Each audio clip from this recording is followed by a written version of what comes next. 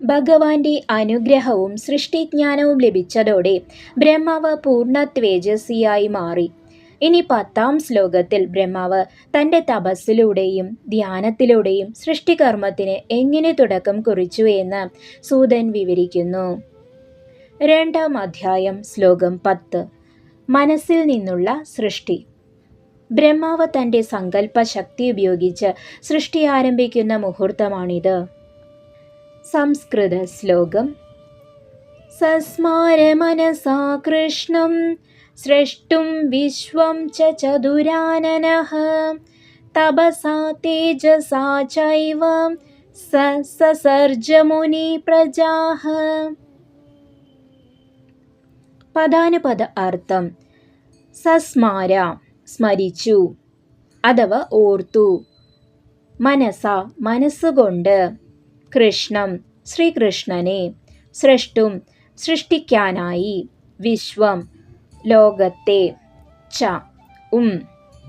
ചതുരാനനഃ 4 മുഖങ്ങളുള്ളവൻ അഥവാ ബ്രഹ്മാവ്, തപസ തപസ്സുകൊണ്ട്, തേജസ തേജസ്സുകൊണ്ട്, ചൈവ തന്നെ, സഹ അദ്ദേഹം, സസർജ സൃഷ്ടിച്ചു, മുനേ ഹേ മുനി, പ്രജാഹ പ്രജകളെ, സകല ജീവജാലങ്ങളെയും എന്നർത്ഥം. ഈ ശ്ലോകത്തിൻ്റെ സാരാംശം ചതുരാനനായ ബ്രഹ്മാവ് വിശ്വസൃഷ്ടിക്കായി മനസ്സുകൊണ്ട് ശ്രീകൃഷ്ണനെ സ്മരിച്ചു. ഹേ മുനി, അദ്ദേഹം തൻ്റെ തപസ്സിലൂടെയും തേജസ്സിലൂടെയും സകല പ്രജകളെയും സൃഷ്ടിക്കാൻ തുടങ്ങി. ഗഹനമായ വിശദീകരണവും തത്വചിന്തയും.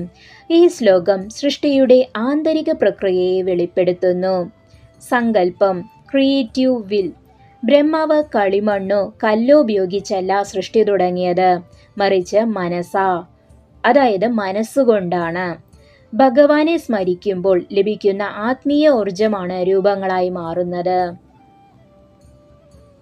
തപസ്സും തേജസ്സും.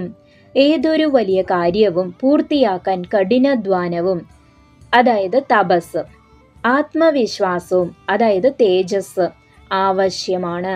ബ്രഹ്മാവ് തൻ്റെ ആന്തരികമായ ശക്തിയെ ജ്വലിപ്പിച്ചാണ് ബാഹ്യലോകത്തെ സൃഷ്ടിച്ചത്.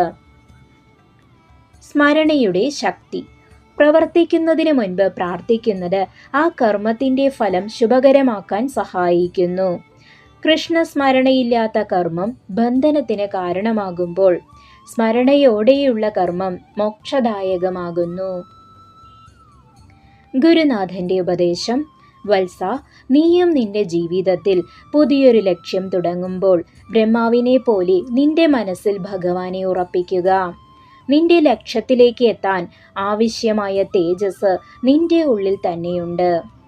അത് തപസ്സിലൂടെ അതായത് ഏകാഗ്രതയോടെയുള്ള പരിശ്രമത്തിലൂടെ പുറത്തെടുക്കുക. മനസ്സ് ഏകാഗ്രമായാൽ അസാധ്യമായത് ഒന്നുമില്ല. ബ്രഹ്മാവ് സൃഷ്ടി തുടങ്ങി. ഇനി 11-ാം ശ്ലോകത്തിൽ ബ്രഹ്മാവ് ആദ്യമായി ആരെയാണ് സൃഷ്ടിച്ചത് എന്നും ആ രൂപങ്ങളുടെ സവിശേഷത എന്തൊക്കെയാണെന്നും നമുക്ക് നോക്കാം. പരമാത്മാവായ കൃഷ്ണന്റെ ലീലകളും പ്രപഞ്ച സൃഷ്ടിയുടെ രഹസ്യങ്ങളും ഈ പുരാണത്തിലൂടെ നമുക്ക് വരും ദിവസങ്ങളിൽ കൂടുതൽ അറിയാം. ഇന്നത്തെ ഈ ഭാഗം നിങ്ങൾക്ക് ഇഷ്ടമായെങ്കിൽ ഇത് മറ്റുള്ളവരിലേക്കും പങ്കുവയ്ക്കുക. അടുത്ത ശ്ലോകങ്ങളുമായി നമുക്ക് വീണ്ടും കാണാം. നന്ദി, നമസ്കാരം.